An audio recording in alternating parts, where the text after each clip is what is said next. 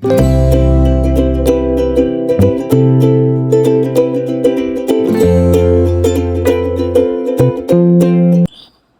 hello, salam sejahtera Malaysia. Selamat datang ke channel Fels Lifestyle. Terima kasih kerana terus setia dan terus bersama di dalam channel ini. Saudara-saudara, tuan-tuan dan puan-puan yang saya amat hormati. Lama tak dengar kabar tentang Rafizi. Sebelum ini hangat cerita berita semua tentang Rafizi Ramli. Dan akhirnya sekali lagi Rafizi dalam satu kejutan. Tapi bagi saya sebagai rakyat Malaysia yang menghormati semua ahli parlimen, semua pemimpin-pemimpin politik, kenyataan Rafizi ini bagi saya adalah salah satu kenyataan yang hebat. Rafizi berkata, buang 6 perangai buruk agar RMK 13 tak tergelincir. Inilah menunjukkan rasanya Rafizi memang layak untuk memegang jawatan Menteri Ekonomi sebelum ini, walaupun dah letak jawatan. Mungkinkah ada harapan untuk Rafizi diserap semula? Okey, sebelum saya teruskan, saya nak kenalkan kepada anda, ini adalah produk terapi imun. Produk ini sesuai untuk semua jenis penyakit, tidak kira umur, daripada bayi yang baru lahir 1 jam, sehinggalah warga emas boleh memakan produk ini. Produk ini adalah terapi imun, molekul bijak untuk mendidik, menyeimbangkan dan meningkatkan kekuatan imun badan sehingga 437%. Dengan kekuatan imun badan ini boleh melawan pelbagai jenis penyakit. So, kepada anda di luar sana yang ada masalah kesihatan, apapun juga jenis penyakit yang anda alami hari ini, anda boleh menghubungi saya di nombor yang tertera. Produk ini selamat, halal, semula jadi dan diluluskan oleh KKM. Nah, saudara-saudara, kenyataan ahli Parlimen Pandan Rafizi Ramli memberikan amaran penting bagi memastikan pelaksanaan rancangan Malaysia ke-13 berjalan lancar tanpa sebarang gangguan. Dalam perbahasan RMK 13, ahli Parlimen Pandan itu berkata, 6 sikap buruk dalam kalangan masyarakat, kerajaan dan ahli politik perlu diubah. Ahli Parlimen Sikh Ahmad Tarmizi Sulaiman ada tanya, apa yang akan menyebabkan pelaksanaan ini akan tergelincir? Saya berpendapat bahawa pelaksanaan ini akan tergelincir jika kita masih lagi ada 6 perangai ini. Antaranya 6 perangai perlu dibuang ialah apabila tukar kerajaan, buang rancangan Malaysia.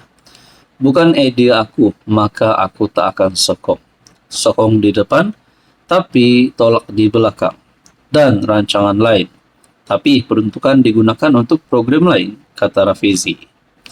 Rafizi berkata, sikap segelintir pihak mengambil tunggu dan lihat dan sentiasa menolak rancangan baru, kononnya program itu sudah pun ada juga, perlu dijauhi untuk menjayakan RMK 13 ini. Jika sikap-sikap ini diteruskan tanpa perubahan, semua anjakan dasar dalam RMK 13 akan tinggal dalam dokumen tanpa pelaksanaan konkret. Untuk rekod, Rafizi sebelum ini menzahirkan rasa gembira apabila hampir 95% daripada yang dibangun sepanjang proses rangka sehingga dia meletak jawatan sebagai Menteri Ekonomi kekal dalam RMK 13. 31 Julai lalu, PM Anwar membentangkan RMK 13 di Dewan Rakyat. Akhirnya Rafizi dengan satu kejutan besar ini. Hai hello, salam sejahtera Malaysia. Selamat datang ke channel Fels Lifestyle. Terima kasih kerana terus setia dan terus bersama di dalam channel ini. Ini satu lagi kejutan buruk dan berita buruk untuk Muhyiddin, untuk PN, untuk pembangkang dan untuk Bersatu khususnya.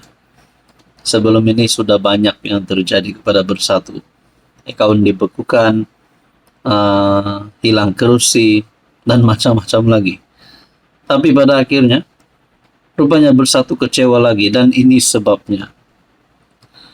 Bersatu kecewa lagi setelah gagal dalam permohonan rayuan semakan kehakiman terhadap keengganan yang Dipertua Dewan Rakyat Tan Sri Johari Abdul mengisytiharkan kekosongan kerusi 4 ahli parlimen Sabah yang telah menyokong Perdana Menteri. Rayuan tersebut ditolak sebulat suara oleh panel hakim Mahkamah Rayuan. Satu lagi keputusan mahkamah yang pasti menggemparkan Muhyiddin sebagai Presiden Bersatu. Sebelum kita teruskan isu ini, saya nak perkenalkan kepada Anda. Ini adalah terapi imun, molekul bijak. Produk ini adalah untuk mendidik, menyeimbangkan dan juga meningkatkan kekuatan sistem imun badan sehingga mampu melawan berbagai jenis penyakit. Kencing manis, darah tinggi, kolesterol, penyakit melibatkan perut, penyakit melibatkan usus, penyakit melibatkan kulit, jantung, hati, dan macam-macam lagi. Sekiranya Anda ingin ikhtiar sembuh, Anda boleh memakan produk terapi imun ini. Produk ini selamat, halal, dan semula jadi. Produk ini diluluskan KKM, diluluskan hospital. Jangan risau. So, kepada Anda yang berminat, yang mungkin ada masalah kesehatan, ataupun mungkin ahli keluarga Anda, rakan-rakan Anda boleh menghubungi saya di nomor yang tertera. Saya boleh memberi Anda tips tentang produk ini. Saudara-saudara bersatu kecewa lagi. Gagal dalam permohonan rayuan, semakan kehakiman terhadap keengganan yang Dipertua Dewan Rakyat Tan Sri Johari Abdul mengisytiharkan kekosongan kerusi 4 MP Sabah yang telah menyokong PM. Menurut Hakim Ruzima Ghazali yang mengetuai panel tersebut, tindakan yang Dipertua kebal terhadap semakan kehakiman. Ini berdasarkan perkara 63 dalam kurungan 1 Perlembagaan Persekutuan. Mahkamah Tinggi tidak salah dalam menolak permohonan semakan kehakiman. Ia tiada merit, katanya.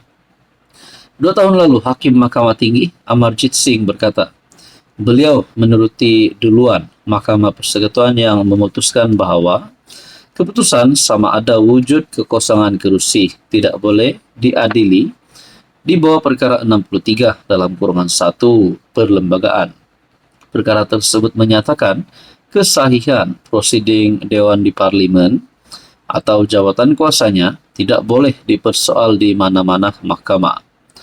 Johari telah menolak keperluan untuk kerusi Papar, Batu Sapi, Ranau dan Sipitang dikosongkan. Kerusi-kerusi tersebut diwakili oleh Datuk Armezan, Muhammad Ali, Khairul Firdaus, Datuk Jonathan Yassin dan Mat Bali Musa. Persatu mendakwa keputusan Johari tidak mengosongkan kerusi mereka adalah haram. Keempat-empat mereka merupakan calon yang bertanding di atas tiket GRS. Jadi, hancur lagilah harapan Muhyiddin kalau begini. Saudara-saudara, adakah dengan ini bersatu dalam bahaya? Seperti orang kata, tidak lama lagi bersatu mungkin akan tenggelam di dalam kancah politik Malaysia yang semakin panas ini. Apa komen Anda?